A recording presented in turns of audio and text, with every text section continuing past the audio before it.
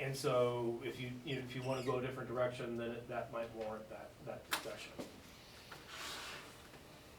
So I would like to have the allowed use spelled out in there, and I count 7 different items in there. Access, address, OWTS, state mandated electrical and plumbing, the encumbrance easement plat notes as one, water supply, and then the setbacks. And you can put setbacks in with encumbrances, but I think we need to pull them out. So they're clearly out there. Mm-hmm. And I'd also like to plainly note that it is the responsibility of the landowner developer to make sure all those are, the ones that apply are met. Does that make sense?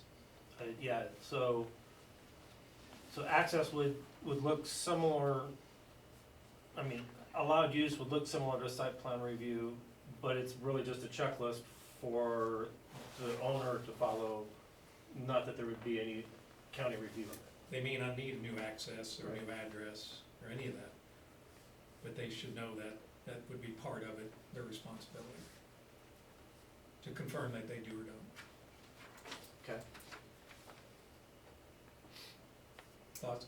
I don't know that we need to, we can list the plumbing and electrical, I don't know that, that's, not under our purview, that's a state function. I go back, I mean, it's the same thing, admitted, allowed doesn't mean illegal, so, I got no problem with labeling out that in the allowed section, that's what they need to do on their own. I also, I've stated a few times now, I think we do need to repeal that 2016 ordinance. I don't think it's, it was written before we adopted this land use code, and I think we can adopt this code in such a manner that ordinance is probably not gonna be necessary. John shaking his head, yes. You're talking about the development application order? Yes. Yeah. I think it only makes sense, it's so integrated into the land, to the rest of all these matters involving land use. I think it only makes sense to integrate it into, to repeal it, in addition to, even if you didn't do that, it's gonna have to be rewritten for other reasons. Right. So I think it makes sense to repeal it after it's integrated into the land use. Integrate it the way you want it into the land use code and then repeal it. Correct. On the backside. Yeah. Okay. Mike, do you agree with that? Yeah, I have the electrical and or plumbing permit from the state. I had a lady tell me that she didn't need any permits from the state or anything, so to make it plain that somebody comes in that doesn't realize they need permits, maybe we should leave that in there just as a reminder for them. That that's not us, that's the state. Just same as getting a well permit.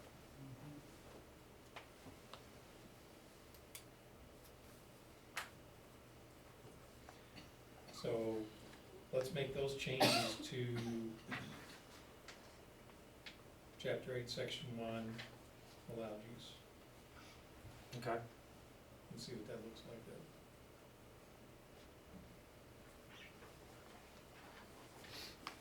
Okay. And then when that context, do you want to go through table 2B and decide what you want as an allowed use versus site plan review? Do we pick up here? Yeah, go ahead. Okay. It has been suggested that maybe we take that site plan review and see if we can't either split it up between allowed use or limited use. So I would like to go through table 2B and run this exercise of what if we don't have a site plan review, Okay.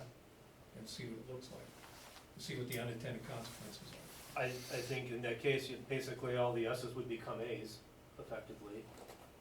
I don't know that yet, Okay. but I would like to go through it and see what does and doesn't make sense. Okay. Commissioners, you ready to do that? Yeah, I think, because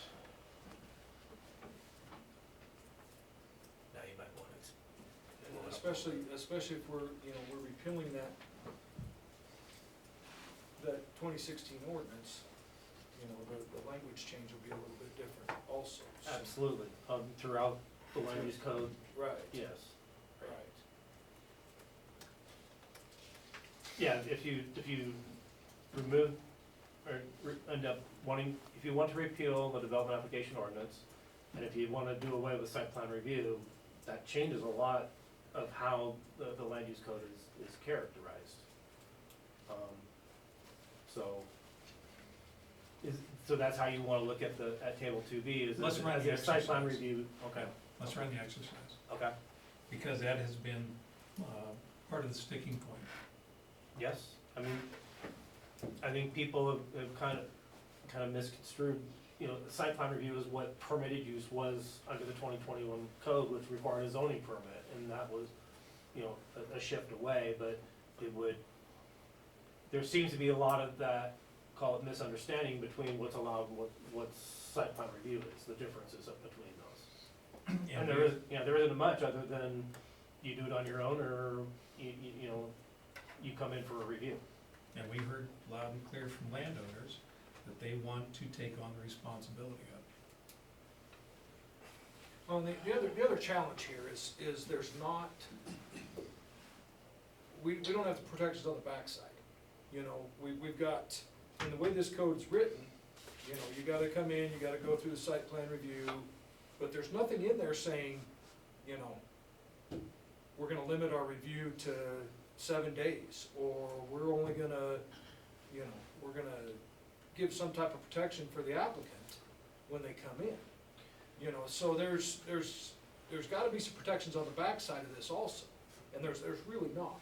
We could integrate, because remember, we brought to you kind of the SOPs with the process that did include timelines.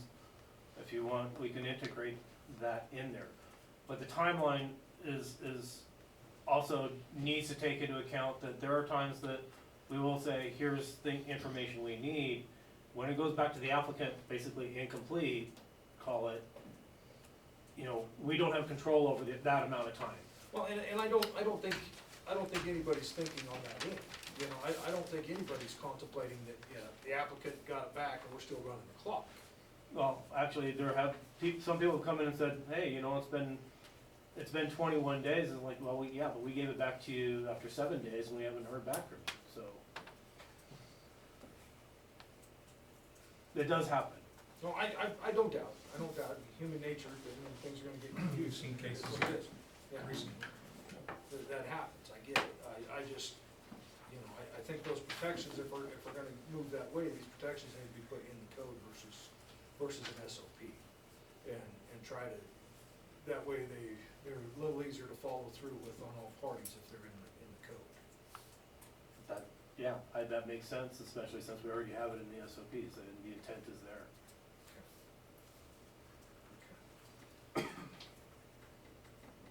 So what I'd like to do is go through table 2B line by line with 5 different zoning districts. And have either allowed, limited, or conditional categories for each.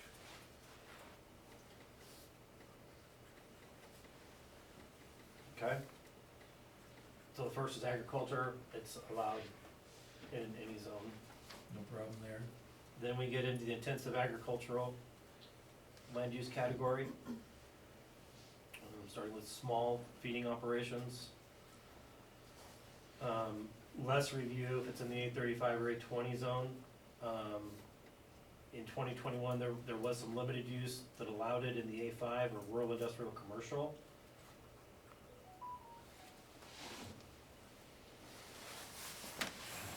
Do you wanna continue? Could you define small animal? Is there a reason we reduced those down, or, I mean, I know we've discussed this, I know in the development of the 21 code, there was a lot of time and effort put in by a working group to develop these plans. Stakeholders, I mean, lots of meetings. So I'm still curious on what prompted the changes from what we had before. And the other challenge now is we've got so many lines through this thing, I can't tell what's what anymore either, so.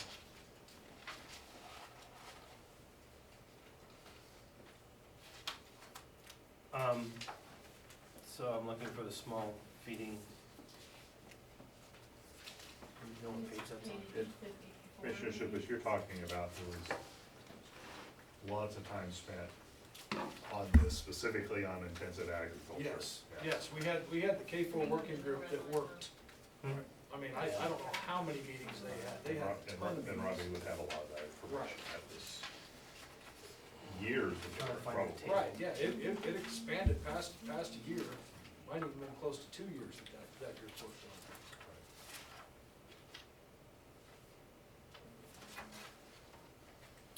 So small is 50 to 149 animal units.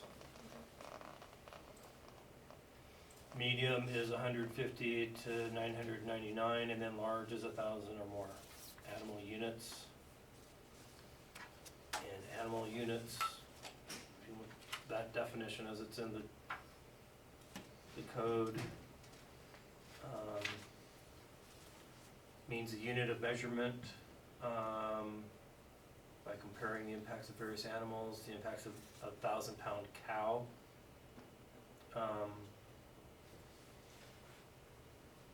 So it depends on the type of animal as far as how many that relates to. But that gives us a scale we judge this by.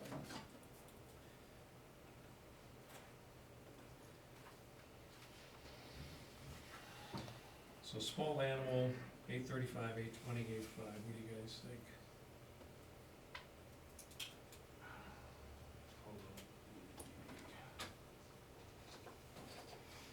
And remember that the little n next to it requires a public notice. Right.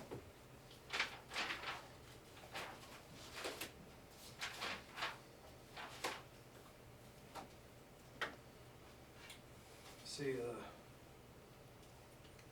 21 code, we had it permitted in A35 and A20, and limited in A5 and rural industrial.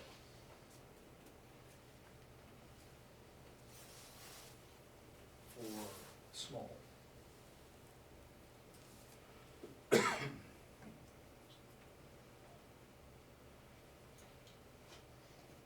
So A's and A, A35, A20 for loud, right?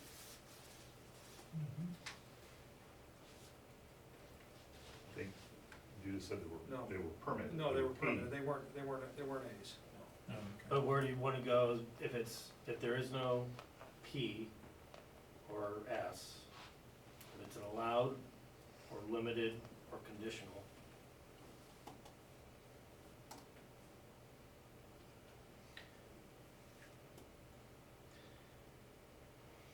So I would recommend allowed, limited, $35 to RSC. What do you guys think? I think that's probably, I mean, the A35 and A20 for a small animal feeding operation, that's kind of a no-brainer. If a guy with 20 acres can't bring in 50 head of cow to winter, then there's probably, we got something way screwed up in our code Mhm. anyways, so. I think that's an exception.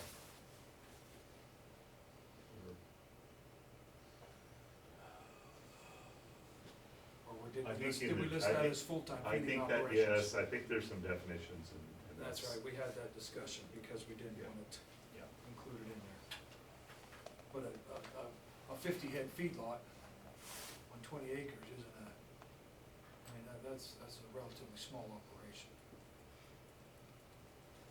And a lot of our local guys run far more than that and have forever, no impacts, so. Okay, move on to medium then. 150 to 999 animals. You know, we had those limited all the way across from 35 to rural industrial, and I think that's probably it. Now, how about L with an N? Yeah, they're all with an N. Everyone. Except the allowed. Except for the allowed, yeah. But I'm talking about what was on the code, on the 21 code.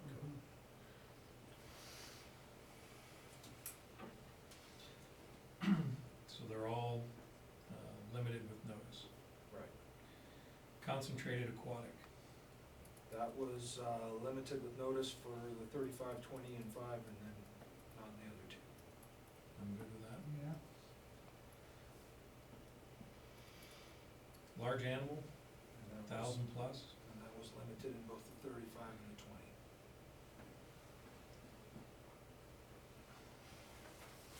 But once again, I don't wanna sound like a broken record here, but, you know, our map's not that specific, you know, we've got a lot of large acreages that are in A20s that shouldn't be restricted because the way a line happened to fall on a map. So, and once again, we wanna try to avoid the spot zoning, so it's just, we gotta find a way to make a little more sense here. So I think we stick with as close as we can to what we did in the 21 code on those. Okay, Carl, can you pick up rural residential? So we have single family detached, the way it was initially allowed across the board and then changed to site plan review because of the water, reviewing the water primarily. But without site plan review, do you want to go back to just allowed? But, you know, the other part I'm gonna play the devil's advocate here is they've gotta get a septic system permit anyways. Part of that septic system permit is water supply. So, you know, that's kind of already been covered. So I think we leave them as A's. So, and I may have missed the interaction, which clearly we're all kind of talking about here, but if you repeal the development application ordinance, which also includes access, address, and you stick these as A's, what's the mechanism to require someone to get an access and an address? You don't get a septic system without an address. That's state law. You don't get an address without an access. Okay. I mean, That wasn't happening initially, when people were just going in and getting septic permits without an address or using an existing address that, not for the new structure. But I think with the land use departments, engineering, GIS, environmental health, we do have that process now.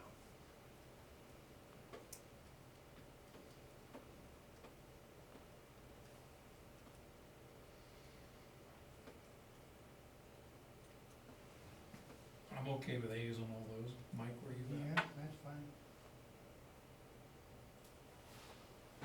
So, single family detached in all zones is allowed. Yeah, Then would that be similar for an accessory dwelling unit? Yep. I'm assuming, cause it's basically an extension of the house, it's connected to the same utilities.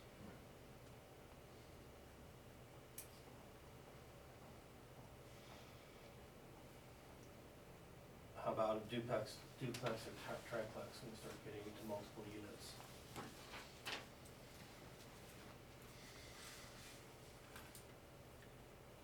This exercise where we don't have site plan review as a category, I think that goes to limited. I think I'm probably gonna agree with that, just because, when you start building triplexes especially, you got a lot more trips per day, and some of the roads we got out there aren't necessarily gonna be set up for that.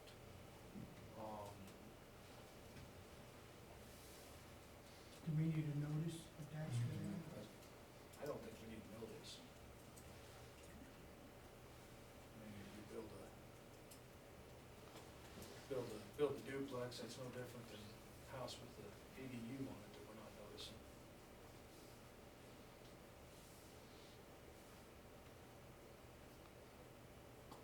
I agree with that, but the triplex, You know, I mean. These indicate rental units. Well, and, you know, the other aspect behind this is what it takes to build a duplex or a triplex in the county is, it's not as easy as building in a municipality. You know, that septic system becomes Mhm. very challenging. Water input becomes very challenging. So I don't, you know, I know we put these categories in here more for the just in case sometimes. But I can't, I'm having trouble remembering too many duplexes or triplexes that have been built in the unincorporated Delta County in the last 5 years. Since I've been here, there was one application that came in, and again, they, yes, you mentioned, they were challenged to fit the septic on the site with the parking and everything that was needed based on the size of the site that they had, setbacks and all that. Yeah, 'cause you still gotta have the 1 acre per system. Unless it's a specially engineered system that costs more money than people can afford to put up a duplex or triplex for, so. Yeah, but the issue is, do we ask for neighborhood notification? And I would err on the side of notifying the neighbors. Maybe just on the last two, the rural industrial and then the 2.5, but if on a 3520 or an A5, just limited the last two with notification. I would go for that.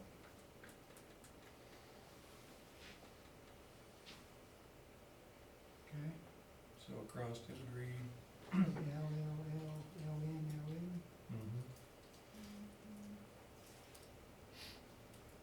And then just real quick, just jumping one down to multifamily 4+ units is all L with N. Yeah. Okay. All right, then going back to the manufactured home park, we're at 5+ units, which aligns with the state. The main changes there from 2021 are in the rural industrial commercial, instead of it being not allowed, being a limited use with notice, and then adding notice for in the residential zones. so Carl, those first 5 lines from single family detached down to multifamily 4+, are those all consistent with each other?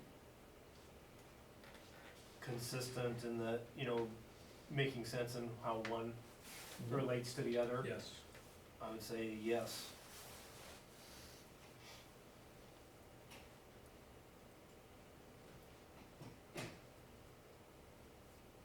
You guys see any problems with that one?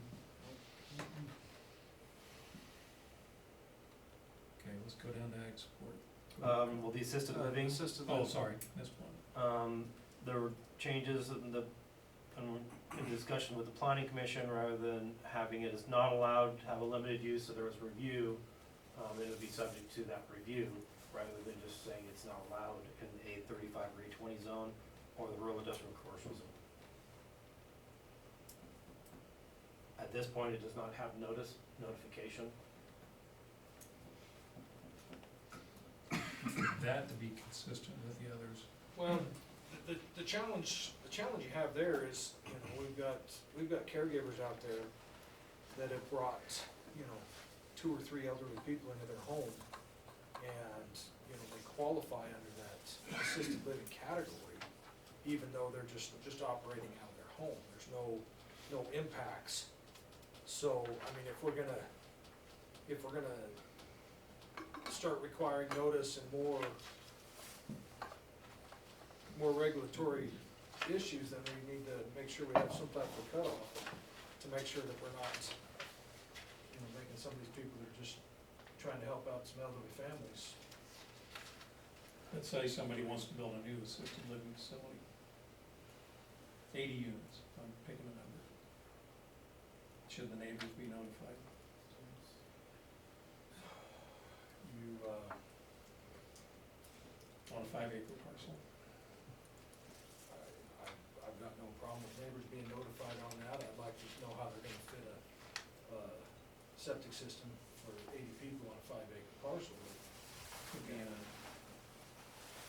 adjacent to, But if a municipality is willing to give a sewer tap to it, that's a whole different animal. So, once you get to a certain number, I believe the state requires state permitting. Looking at Kate, because we talked about it with some some uses that had come in and asked. Okay, I don't remember what the number is. I think it's different for different types, whether it be kids or adults or. The state has different licensing requirements depending on capacity, I know Correct. that. But the state's not gonna handle any kind of a. They're not Land use looking at aspect of some of it. the things we're looking at from a land use perspective. They're looking at what's happening on the inside.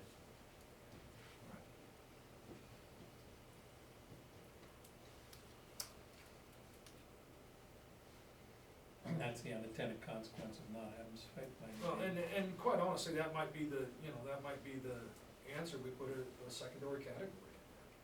You know, if you've got six or more, Number 5 or nine. more, then you gotta go through a different process. Can we flag this one, Okay. ask staff to do a little research on that? Okay. See what numbers are out What there, makes and sense. if we wanna split that out, you know. It'll be limited if we stick with our exercise here, it's just what gets notification, what doesn't. A matter of notice, yeah. Yeah. And Don brings up a good point, you know, if there's 5 acres right next to a sewer line in whatever town, should the neighbors of that 5 acres be noticed that they're gonna have a nursing home next to them? Cause that's an impact. Mhm. Nursing homes that party all night long, noises, loud music. Some of them need the music a little louder. Yeah. Okay. So we capture everything there, guys. Yep. Okay, so then into the ag support, rural industry, farm supply, feed and seed. The only change there from 2021 was in the changing it from UGA to a residential zone, went from A to L. No problem. Next line actually got moved, down to commercial, automobile fueling and service station, basically a gas station, was moved to commercial. It wasn't deleted, it just moved. Then farm worker housing, was a new line item, to reflect their also, use-specific standards in chapter 2. And so in the agricultural, called the agricultural zones, A5, 20, and 35, it was site plan review, and then limited use in the commercial, industrial, or residential zones. So, we didn't put any kind of a number on that, did we, as far as, Number how, I mean, like how many workers we're trying to serve, or how many buildings we're talking, or? there's, so that's, trying to find what page that's on.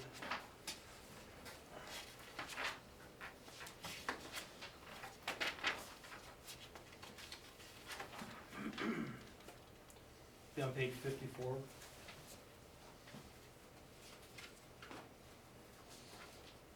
And correct, there isn't a number limit there.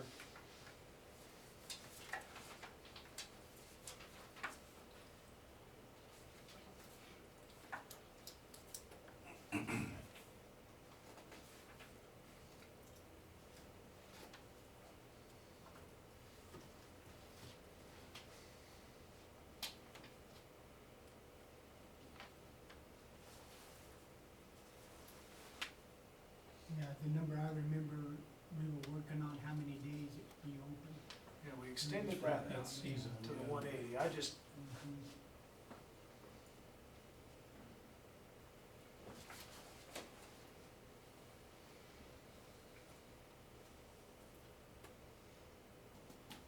because, I mean, if we're gonna stick with it, then we do A's on the A35 through A5, and then L's on the others.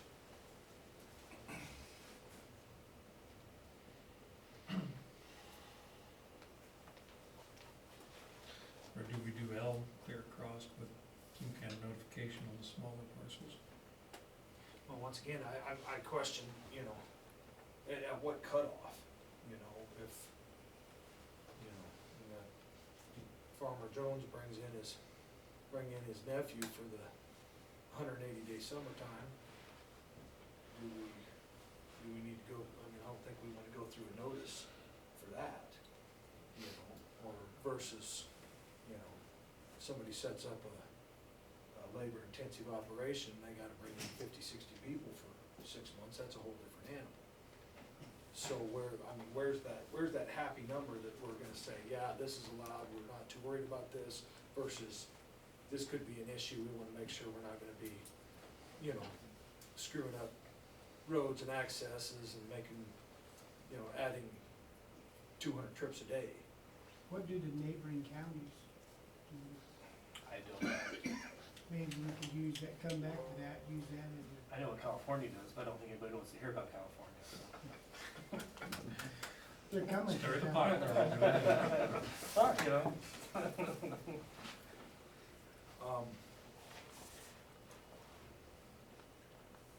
You know, the worst thing, I mean, I just don't think, we don't wanna make it too burdensome, Right.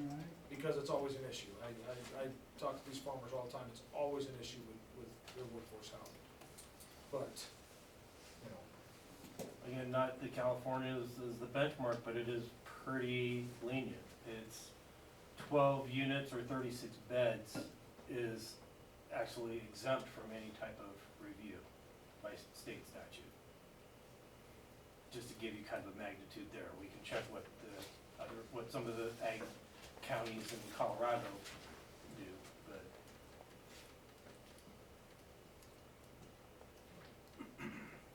and that's maybe that's what we need to do, is we pick a number, that's allowed, anything over that number, we're gonna put a limited use on it, just to make sure we're not messing up neighborhoods and roads and all that stuff. So you wanna flag that and Yeah, let's Kind of let's look at- flag that, let's look at see what look at numbers? some of our neighboring counties do as far as Okay. a number cutoff, so.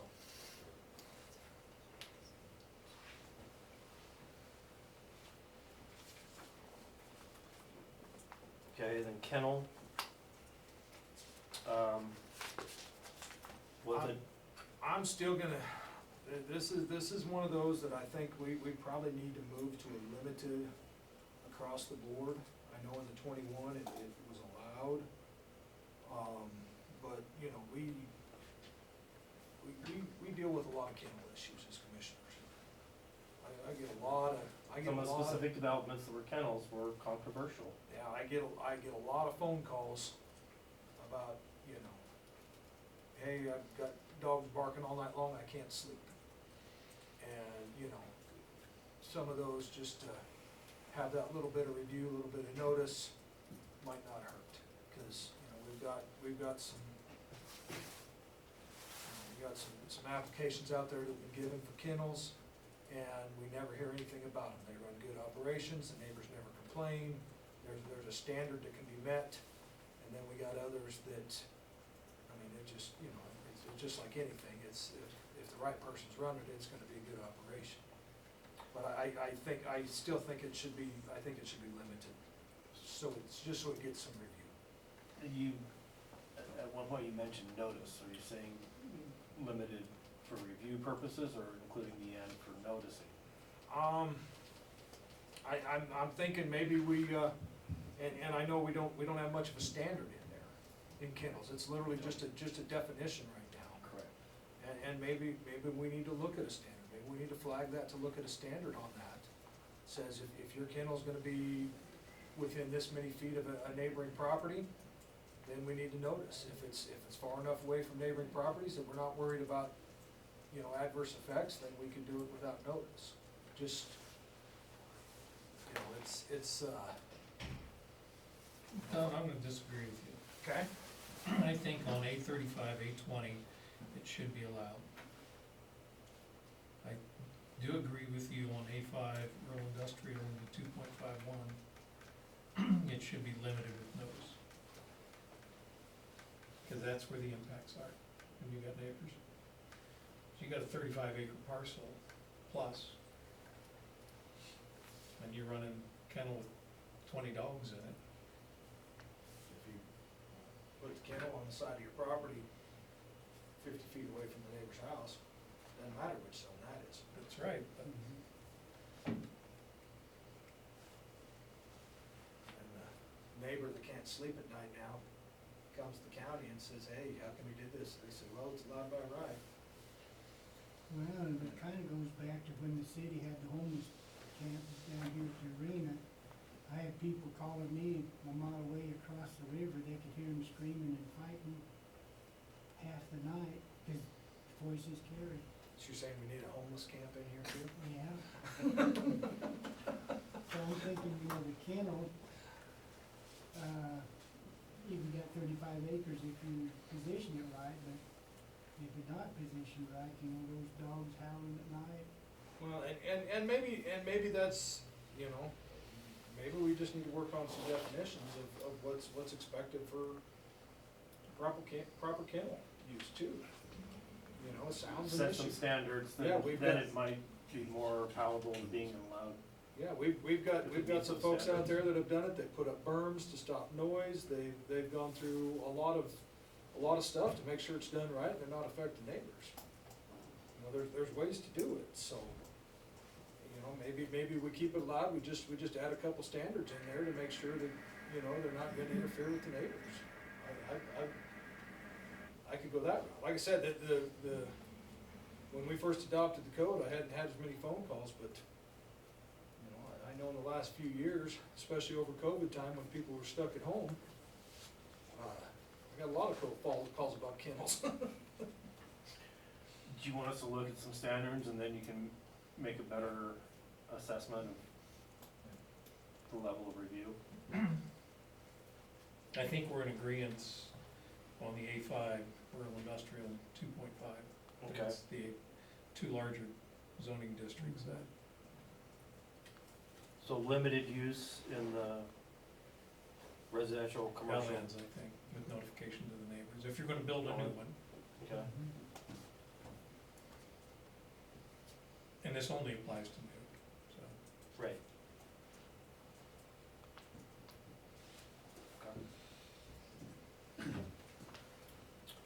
The rural light industry, was combined into just one category, whether it had retail or not, just because it's difficult to make that determination, and there were some uses that were coming in that were, are they retail or are they not? If it's internet sales, is that considered retail?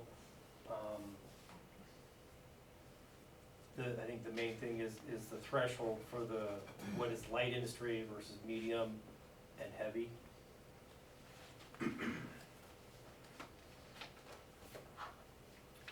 the differences being light industry does not emit unusual or excessive dust, smoke, fumes, gas, noxious odors, or noise. Operations generally confined within buildings or structures. Examples that are in the definition include grain elevators, grain storage and mixing, gun manufacturing, light manufacturing, warehouses, packing plants, food or beverage processing and packaging facilities, including wineries, breweries, and distilleries.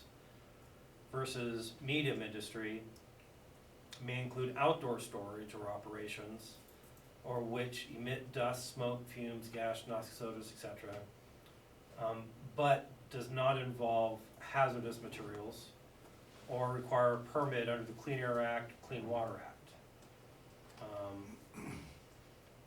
So their examples are farm machinery manufacturing, assembly or repair, motor vehicle body shops or repair shops, machine shops, manufacturing facilities, hemp processing that involves outdoor storage or flammable chemicals, slaughterhouse or rendering plant, food or beverage processing and packaging facilities, including wineries, breweries, and distilleries, that are not conducted entirely within an enclosed building. Sawmills or pulp mills do not qualify as heavy industry due to their scale. And heavy industry, industrial uses that are not described in the other two. It may be described in one of four following ways. The primary processing or manufacturing or repair operations involve material risk of significant environmental contamination, explosion, or fire, perceptible ground vibration at the property line, excessive noise or dust emissions at the property line and downwind, large-scale outdoor storage of inputs or products, outside emissions of ejectional odors, and more than 30-plus trips by semi-trailer trucks per day. 2, processing of minerals, ores, or fossil fuels. 3, activities that are required to undergo new source review under the Federal Clean Air Act, or subject to construction or operation permits under the Colorado Stationary Source Program or Title V of the Federal Clean Air Act, or 4, industrial wastewater treatment facility.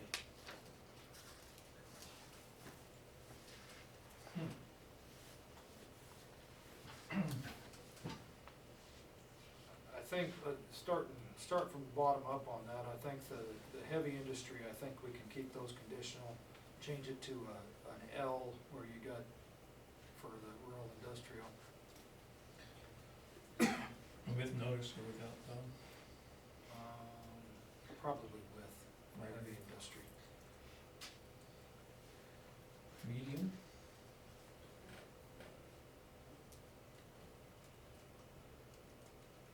Medium, I think we changed the,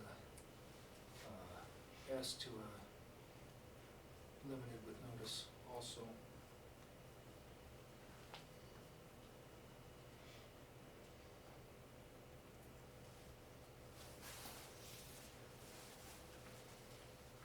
Mike, you good on those two?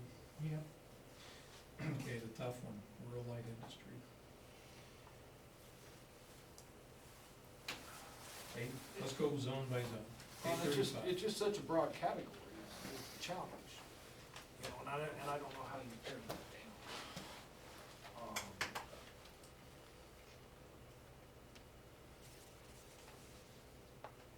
Because it's, you know, we're not worried about noise, dust, or any of that. So we're not, you know, we're more worried about, you know, trips on the road, access, all those issues on this one. Carl, could you read the definition of rural light again, please? Industrial operation that does not emit unusual or excessive dust, smoke, fumes, gas, noxious odors, or noise, and which has operations that are generally confined within buildings or structures.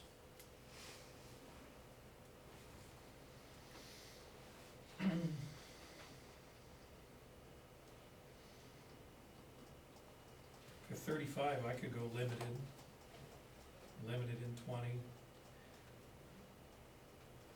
limited in 5, and even for the rural industrial. I'd say it's allowed in a rural industrial myself. Yeah, that makes sense. That's what that zoning does imply. Yeah. It would be an industrial type of use. What about residential 2.5? I think I'm limited on that one also. With or without notice? I'd say without.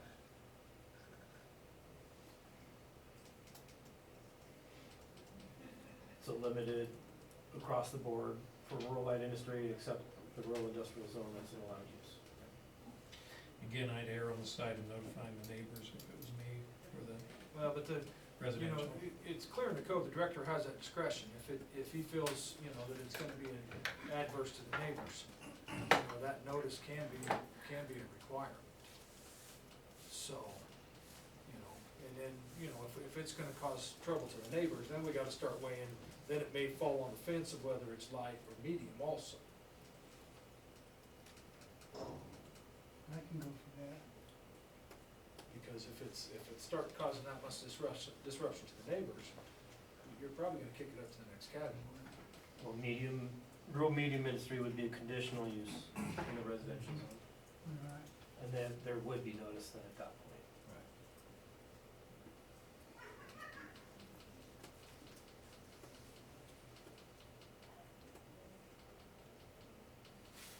I'm good with that. All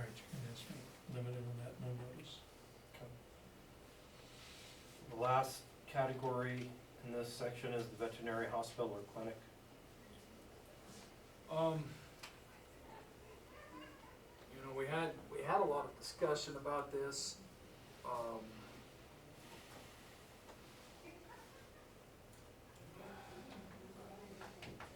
We had it as A's in the 21 code. You know, one of our concerns that we brought up with this was if it was close to another animal operation, we worry about disease and disease transfer. So I think maybe we look at a limited across the board on this, just so we have that purview of, you know, if we're, you know,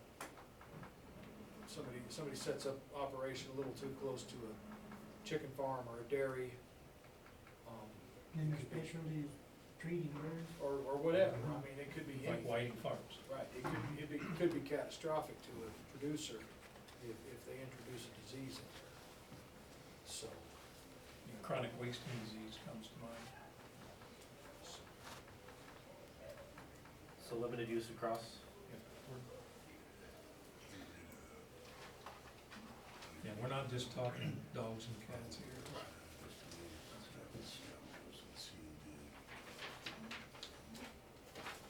Okay, then moving into the community land use category, places of assembly.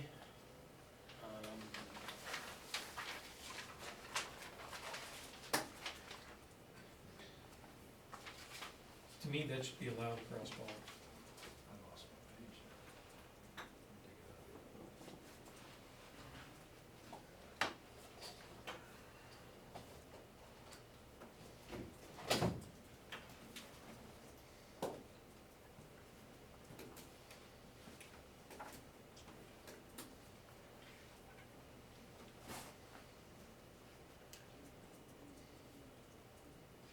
Tell me when you're there, Don. Somewhere around page 35.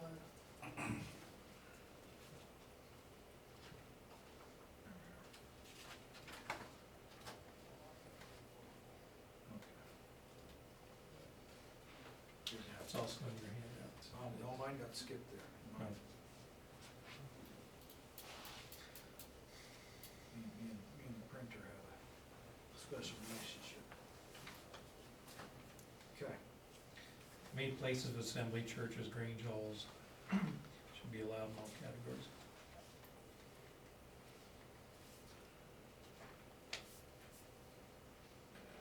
And I think of everybody from our Mennonite community to super churches, or whatever they call them, mega churches.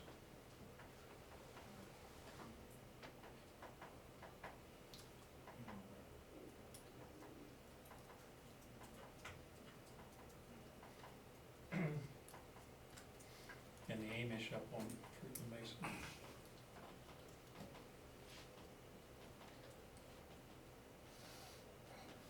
Only thing concerns me is if it's too big for the road to handle. You know, if we, somebody, you know, I don't know what it is, somebody sets up something and gets super popular and start having 150, 200 cars on a single lane dirt road. That might not be such a good avenue there. I also, Big to have the room on the 35 acres, but not the roadway to handle all the church goers. right, you know, it's not I'm not worried about the impact of the property. I'm just worried about people being able to get in and out, or an ambulance get in and out. And, you know, that'd be my only concern, but I also don't wanna try to fix a problem that doesn't exist here either, so. That becomes the other challenge. We're gonna start putting rules in place to fix problems that don't exist, and then everybody has to comply with them whether they're good or not. So, I'm comfortable with the A's. If, you know, if it becomes an issue, it can always be something looked at later. Mike?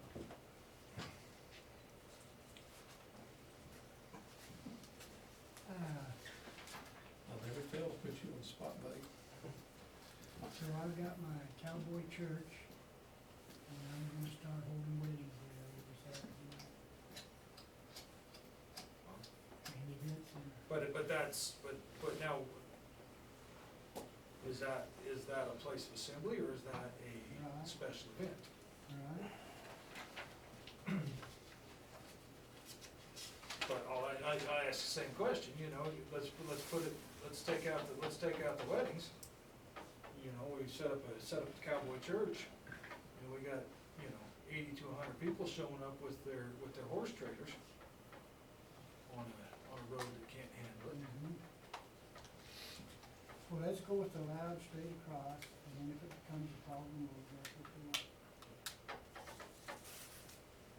So by the definition, places of assembly, indoor or outdoor, civic, cultural, educational, or religious purposes, includes but is not limited to adult daycare facility, church, community center, fraternal organization, Grange Hall, lecture hall, meeting hall, religious or non-religious retreat center, mosque and place of worship, private club, synagogue, or temple.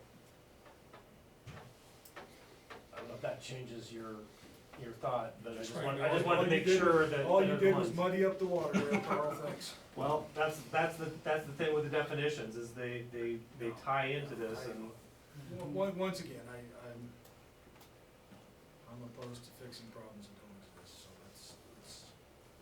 let's stick with it and see what happens. Even in the residential. Don't start wishy-washy on I me know. now, you came out of the gay days all the way I across. was, but I had my mind fixed on more of the religious small gatherings. Well, and once again, that's a challenge, do we separate out these categories and add a separate category for different size? And what is that magic cutoff number? Right. Cause, just because you're an A5 on our map doesn't mean you're on a 5-acre parcel either. Doesn't necessarily mean that it's totally in residential area.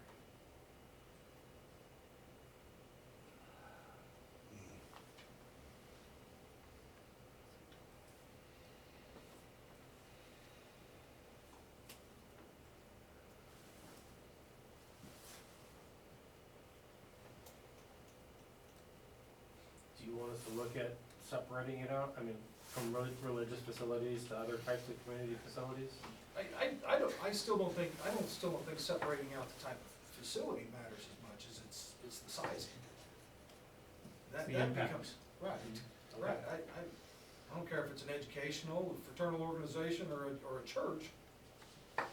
You're talking, a minimal use facility or property. It's the impacts to the roads and making sure we got safe access. Somebody, I only ask because it's different, at the federal level, there's religious land use protections that don't apply to the other community type uses, but. And I'm thinking of fraternal order of water buffaloes on a 1-acre parcel having outdoor events. And what's the impact of that on the neighbors? I think it depends on when and how many, how big they are. There you go. And when does it become an event center and not an? depends on the rules of membership. Yeah.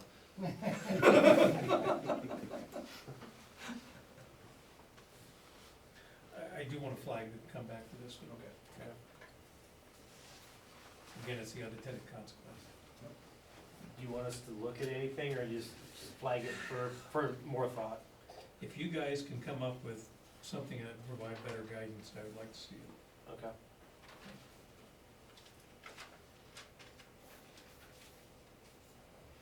Schools and childcare centers, I'm comfortable leaving limited. Same. Okay, okay, cemetery, I think that needs to be probably limited across the board just because of the extra legal issues that are involved with cemetery.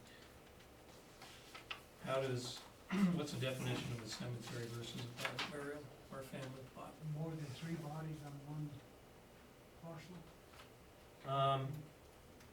cemetery, by definition of the land use code, cemetery means a place dedicated to, used, and intended to be used for the permanent internment, of human remains and may include a burial plot for earth interments, a mausoleum or vault or crypt interments, columbarium for cinerary interments, or any combination or one or more of the above.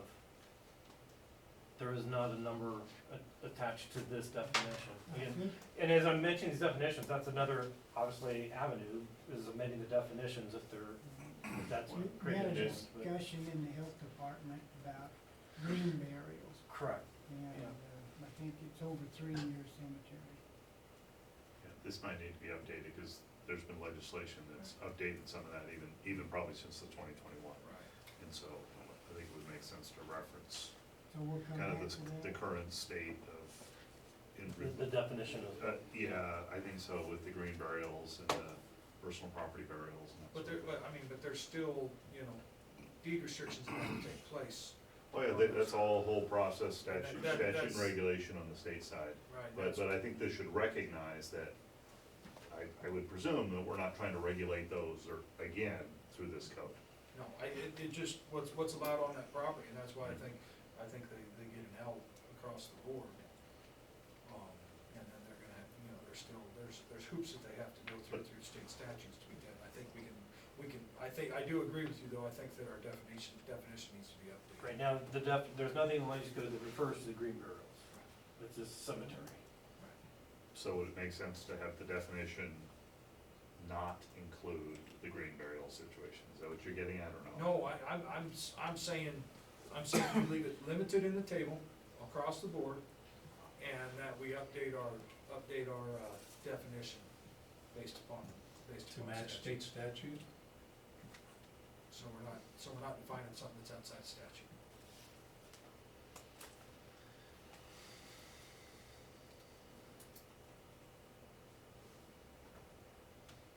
I wanna know if that statute defines a family plot.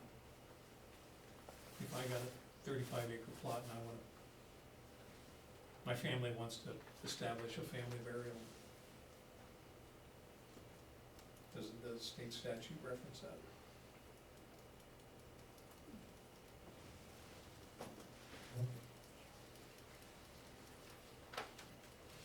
So, Commissioner Shipka, sorry, I'm gonna push a little bit because I wanna make sure Carl has, or maybe you totally understand it, maybe I'm the only one that's not. Well, I'm actually thinking the other way. I'm thinking that, we rely on our keen minds and the legal staff to define this for us in the code. That's wonderful, great.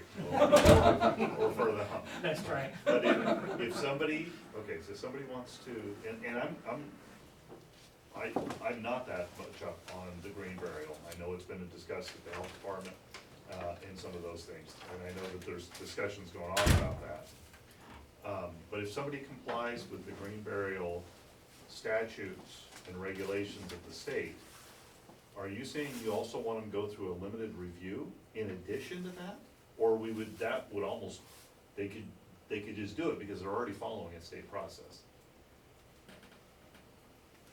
Because then we're just creating another hurdle for someone to bury, whatever, family member or whatever, that the state has already kind of said, hey, we think that this is okay under these circumstances. But we can also push them through a limited land use review. And again, here's the problem, and one of the things that's coming up is timeliness, obviously. Somebody's is looking at burying a deceased person. This has to happen. It has to happen in days, if not weeks at the most. And so, They've got body coolers. They can keep them a while. right. And that's why I'm just asking the question. To put these as L to limited really might not be in the concept of what that statute is getting at. Is the statute up to a certain threshold though, or? And I don't know, I've not So spent, that would I've not be spent kind of time the on the question health side on that. Once That conversation again, is just going on. I think this is something our legal team needs to maybe look at and then come back with We'll a have suggestion another for us. category, have cemeteries there, and then burials. Family plot, green burial. Well, I think you could reference the green burials and just to make it clear that there is a distinction. But then Okay, that but- just becomes a but- definitional issue. But, okay, so, but let's go back to John's discussion point here. What what problem are we trying to solve here? If we limit a cemetery, what problem are we trying to solve? What are we trying to It's the prevent? definition of a cemetery. We don't have a number. Yeah. Is one person a cemetery? And should we allow cemeteries, commercial or otherwise, in rural industrial and in 2.5 acre and 1 acre residential? Rather than having burials allowed in 2.5, Commercial versus private, you know, it's just on my property, my family. I think that's covered under statute. So that's why, John, we're gonna lean on you to give us an update there, so we're consistent with state.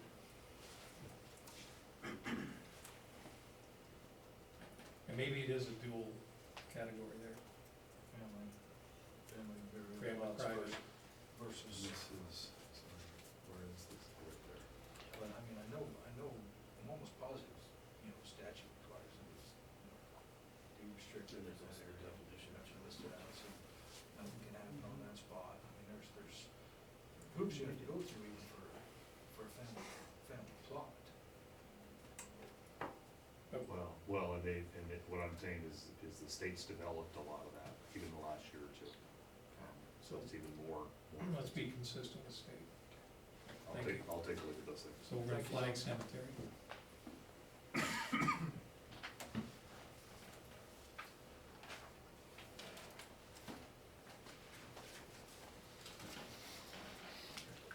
Okay. Okay. So moving into commercial, the land use category, retail sales and services.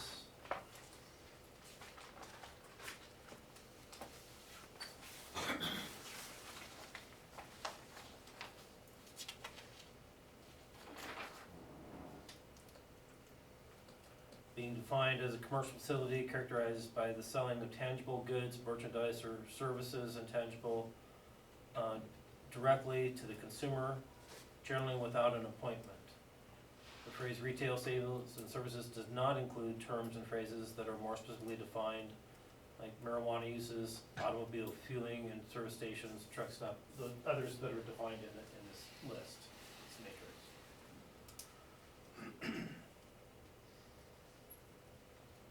So retail sales would cover everything from the new Maverick without the fuel station to somebody selling soap. Yep. But soap as a retail. Well, as a commercial business, Yeah. as a cottage industry, so. Yeah. Mhm. Maybe soap isn't the best example. Depends on how much soap. What kind of soap?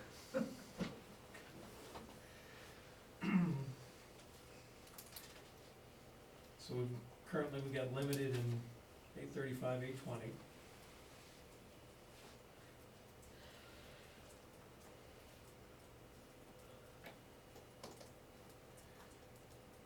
I think it should be allowed in rural industrial.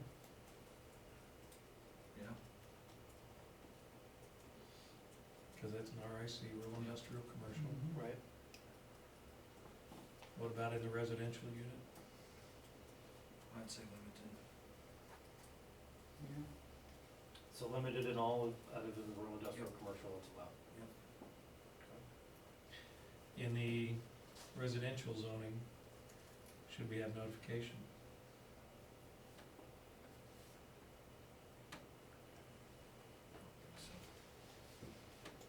And again, it could be up to the director to impact the neighborhood. And you have a lot of different types of things. You might have somebody who wants to put in a little convenience store that's gonna serve a neighborhood. Right, That's not gonna create a lot of no. concern. I'd say let's leave it limited without notice. Okay. And then office, do you want office to mirror retail sales and services? It's kind of a similar type of intensity. Okay. Restaurant. I think restaurant,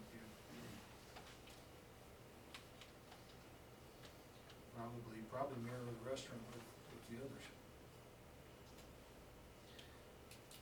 I would agree with the exception in the residential 2.5 to 1. There should be notification. If you're having a restaurant, you're implying that there's gonna be a steady stream of traffic, particularly at the busy hours. I think what potentially might create more concern with the neighbors, you know, again, the hours of operation, alcohol sales, that type of thing. It's only fair to let the neighbors know what's going on. Okay. Automobile fueling and service station, moved down into this category. What it was in 2021, it was not allowed in A35, A20, A5, and was allowed in rural industrial commercial or and the UGA.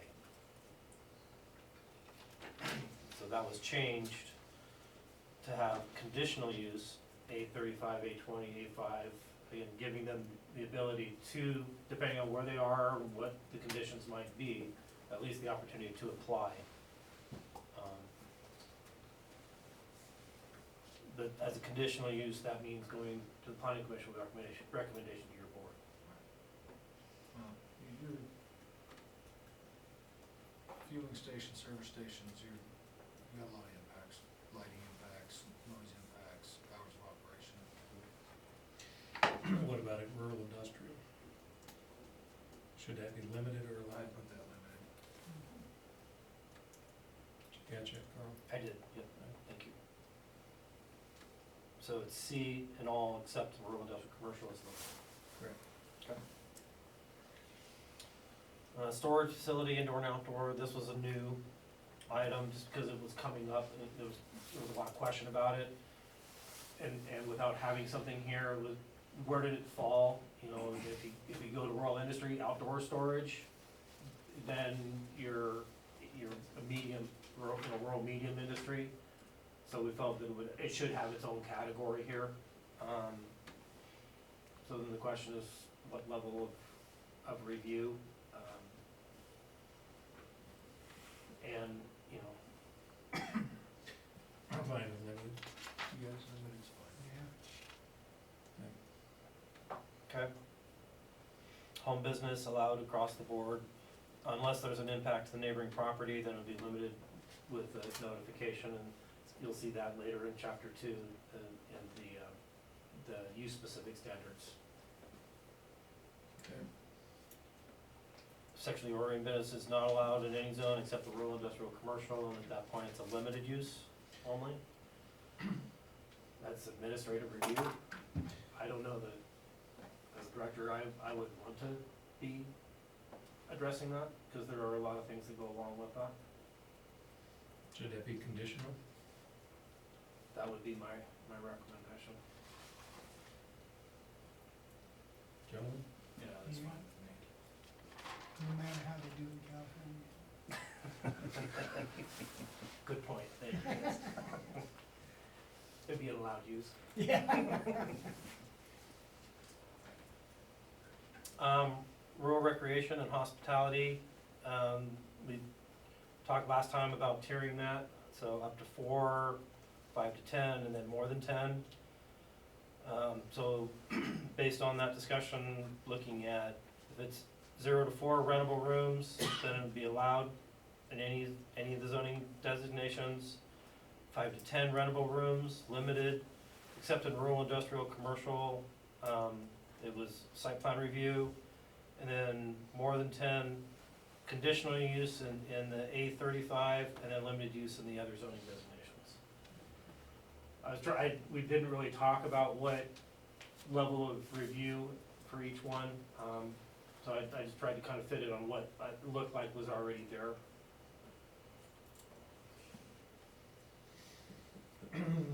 So, I mean, I think we're fine on the up to 4, leave those as A's. The 5 to 10, I'd say on the, just make them L's across the board.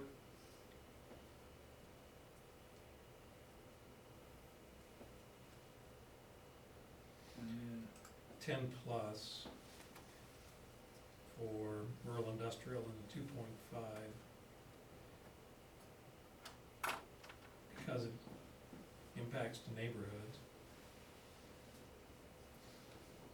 I don't wanna make them conditional. At least noticed. Make them notice in the A5. A5 through 1 acre. Probably.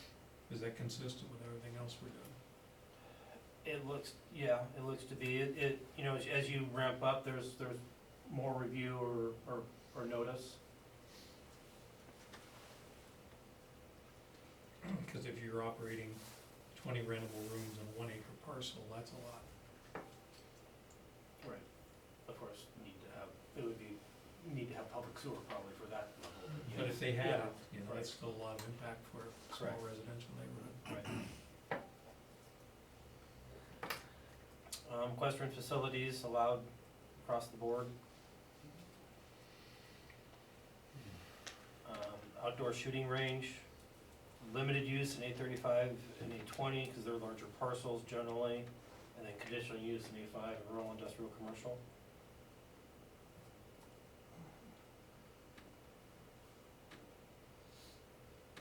Okay. Versus the indoor shooting range. It's shown as site plan review on A35, A20, and then limited use in A5, rural industrial commercial, and the residential zones. I think in the 35 and 20, we just put those as L's also. For the indoor? Yep.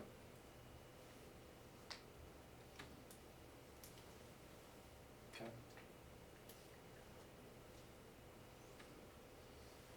Racetrack? What kind of racetrack, Carl? Let me check the definition.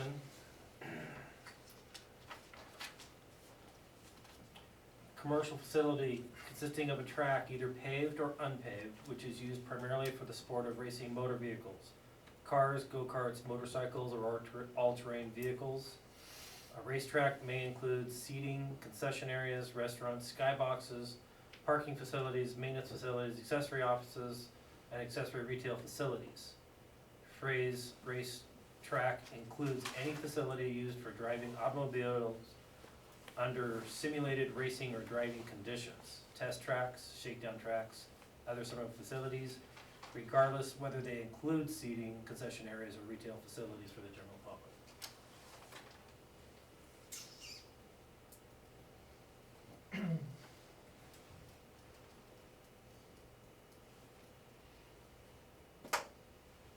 Conditional on the first three, but limited on, rural industrial. Yep. No, I can go conditional there. I can just see running modified. Conditional across, yeah, probably. But Not allowed. But not allowed in the Not residential. Not in the small, yeah. Can you imagine the noise for running modifieds in 2.5 acre or 5 acre parcel?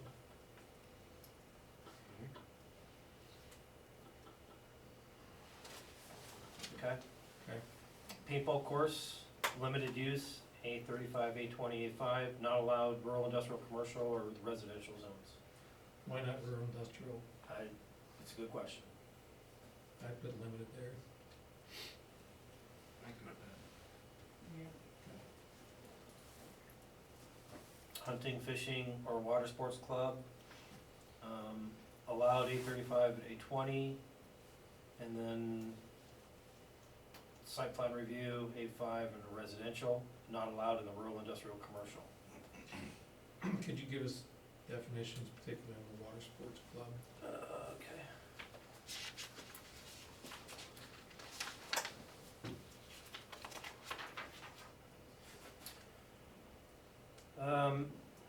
Means a commercial facility that provides access to land or water to its members and not to the general public for the purposes of hunting, fishing, or water sports, i.e.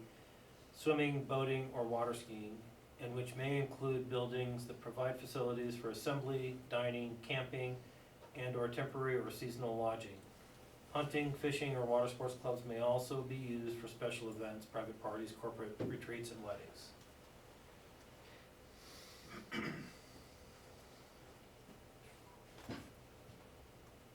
I can see the A's on A35 and A20.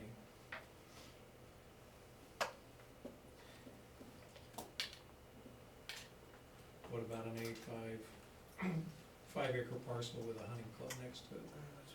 My computer giving me the circle of death here, I was trying to look at I had our zoning map up here a minute ago.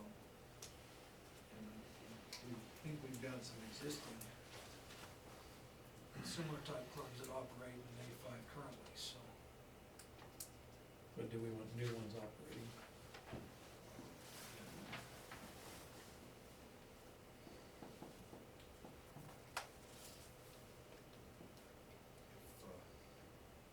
I think you, I'm gonna put a limited review on it and you allow it now also.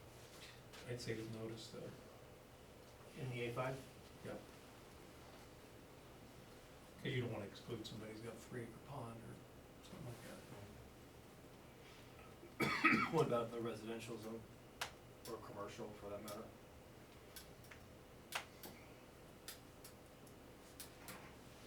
And that's where we got those.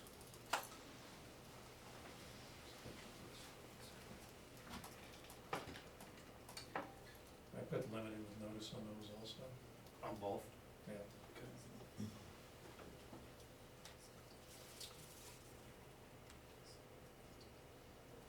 Just doing a time check, this was scheduled for an hour and a half, Yes. we're at hour and a half, do you wanna, Let's see if we can get through the Yeah, rest let's of punch through these. the tables. okay. Okay. You can take too much more time. So the next item is campground and RV park. We added RV park to campground because they're very similar in nature. Adding notification for limited use in A20 and A35. A5, making that a conditional use as well as the residential zones. The question is if you want to allow it in the commercial zones. There was an application that did come in and was thinking about doing RV park in the commercial, but the land use code wouldn't allow it, it was prohibited.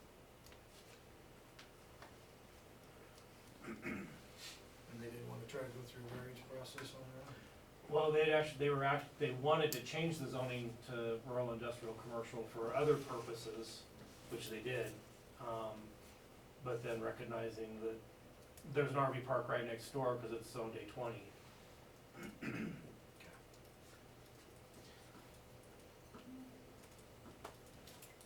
So we want to have the opportunity to, at least for them to ask, then you Well, and can do I a think conditional that's- use or something like And that. once again, falling back on what I said, our map's far from perfect, I think we at least gotta give people a chance to prove they can do it. I think. To get the yes philosophy. Right. So is it conditional or limited? Probably conditional on, So limited with notice for A35, A20, and then conditional for the other three. Correct. Okay. Parks and passive recreation, we separated out golf courses because it's more of an active recreation. And open space, we didn't really see a need to have that as a use. But so parks and passive recreation, we saw that really as allowed use. yep. Allowed. Yeah. But, and then golf course, a conditional use, that was gonna have a lot of conversation around water, I would think. Commercial outdoor recreation, A35, A20, A5 didn't change from 2021. And then it was a permitted use, changed to site plan review, so which direction do you wanna go on that? I'd say limited. Okay.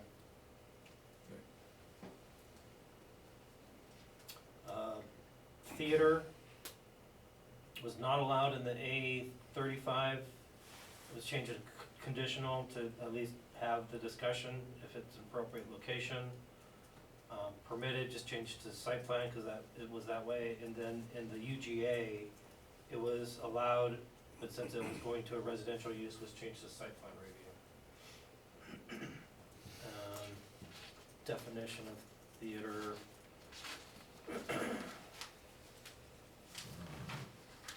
Means a building, excuse me, that is used for dramatic, operatic, or other live performances, or for the display of motion pictures, which is open to the public, and where audience members may pay for admission. Does not include sexually oriented businesses. See, and I think these should be Ls across the board, just because we'd be, I mean, honestly, one thing, we do read about hours of operation, there's, you know, depending on what size, maybe some road impacts, but Okay. I don't see. And this is the indoor theater versus the next one, which is Right. an outdoor theater, an amphitheater or something like that. Right. You okay with that, Mike? Yep, So limited, no notice, just limited across the board. Yeah. Okay. And I think the outdoor should be conditional across the board, just because music, lights, Noise. potential gunfire, mhm. cannons. The music your boys play.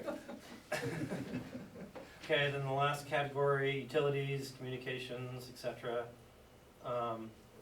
Water, wastewater treatment. It was as permitted use, so this is one that would need to change. I think it needs to be conditional across the board. That's quite an impact. And by the way, I get to listen to a lot of Metallica at my house for my son, his You're guitar, so. Old school. Yeah. Renewable energy, we changed that to have the two categories, the personal scale, which was allowed across the board, and then the commercial scale, which was conditional in A30, A25, or A20, A35, A5, and then limited with notice in the rural industrial commercial and not allowed in the residential zone. Mhm. Okay. Truck stop, truck wash, conditional, A35, A20, A5, changed from where it was not permitted before. And then and then also conditional in the residential zone, if we wanna allow it there. And then site plan in the rural industrial commercial, which is where you really kinda want it to go. Mhm. Should we have notice, so limited use with notice in the rural, industrial, commercial?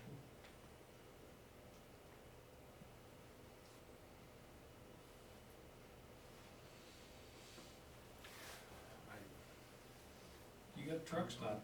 Yeah, I mean, you got a lot of noise, I'd say limited, I mean, with notice. Yeah. Okay. I mean, you're trying to get them to put it in a commercial area, or rural, industrial. Okay.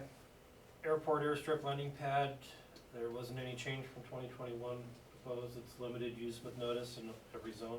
Yep. Salvage yard, was not allowed in the A5 or UGA prior. It was a conditional use, I should say. So do you want to allow it as a conditional use or not allow it in the A5 and residential zone? I think it should be conditional, Across the board? probably across the board, just because, you know, we probably have existing that, Again, it allows the conversation and decision if it's in the right place, in the right manner, right, versus just not allowing it. right. Okay. Minerals extraction and quarry, conditional across the board, was the way it was in 2021. Question is, do you want it in the residential zones?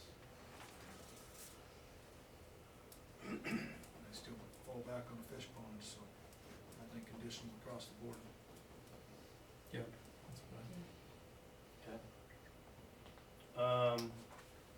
The remaining oil and gas, waste transfer, landfill, hazardous waste landfill did not change from 2021. Are there any changes you want to make at this point? I think on oil and gas extraction and support services, we need to specifically reference COGC standards.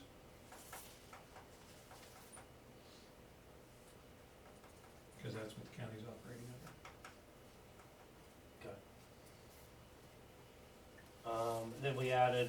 wireless communication facilities.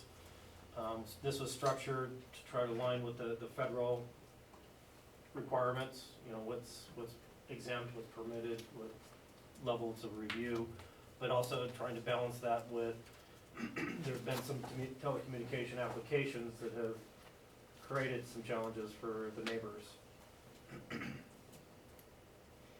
So I think the main thing here is maybe the last three, which are, you know, site plan review with notice. That was added, so rather than just a site plan review, having notice so that at least neighbors are aware of it there. Limited with notice, I would say, on all those. I agree. Yeah. So we're a little over time, guys, but we did get through that table, and that was a big deal. Okay, and we have flagged the assisted living, farm worker housing, places of assembly, and cemetery. When you bring this back to us, can you bring this back as a non-red line so we can see what it looks like with all the, Not red line as you Right. established, yes. without all the hacks and slashes to make life easier to understand? Yep. Perfect. So I know I already addressed this once, but I wanna bring this up just so that it's on the board's radar. So I have a little concern about how we would enforce any of these things, specifically access and address. Address is what it is. But if what I hear you talking about is not including the language from the development application into this document, is that what I'm hearing? Because that's part of the site plan review. If that's the case, how are you gonna enforce an access? Well, is there a new ordinance that needs to be developed that specifically states access address of WTS? Well, why wouldn't we integrate it into this like we've already been talking about doing? Okay, then, Well, then that's, I think that's what was mentioned at the beginning of the meeting, was an allowed use. And that's what I'm talking about. It may still be subject to an access permit, so bringing the language into the land use code for an allowed use, if you need access, you need an access permit. If it doesn't have an address, you need to get an address assigned, and it has to happen in that order, so we can pull that language from the development application ordinance relative to the allowed uses. It just would not have the site plan review with setbacks and all that. And that's Is that- perfectly fine. Did I Maybe capture that? Yeah. And that's perfectly fine. Then I misunderstood, because Commissioner Supich, you were going to, well, they have to have an OWTS.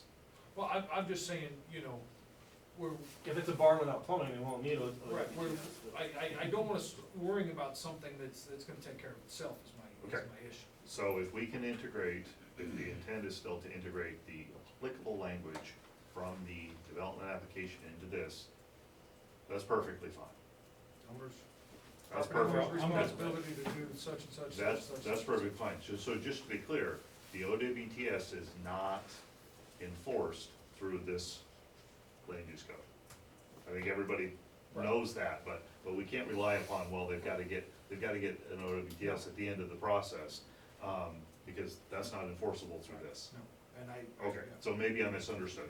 No, So as long as that language is still going in there, then no problems, okay. the other thing, John, I'd like you to think about is, if we actually do not do a site plan review, we're putting the onus on the landowner developer to make sure that they've managed things like access address, setbacks, easements. Right, and I think, yeah, we talked about, and that, But we need to get that language in there that's very clear and understandable, that it is upon, and you're talking about specifically in the A, the allowed use. yeah. And if you read the Montrose County Land Use Code, it operates very similar. You know, they have use by right, but just because you got a use by right, you still gotta do this, this, and this. I just, okay. Again, the unintended consequence of not having a site plan review prior to a project is, what if somebody builds on an easement? And an easement holder comes back in, whether it's DMEA or irrigation line, and says, I'm sorry, your new house is on my pipe, or or in my right of way.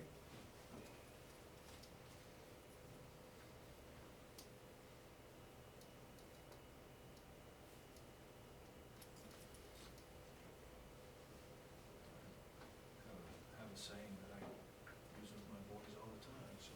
You wanna share that with us, or are you gonna hold it? Stupidity shouldn't be painful, either physically or financially, so. Gentlemen, when can we get back together? What's 22nd look for you guys? Next week, Week from today.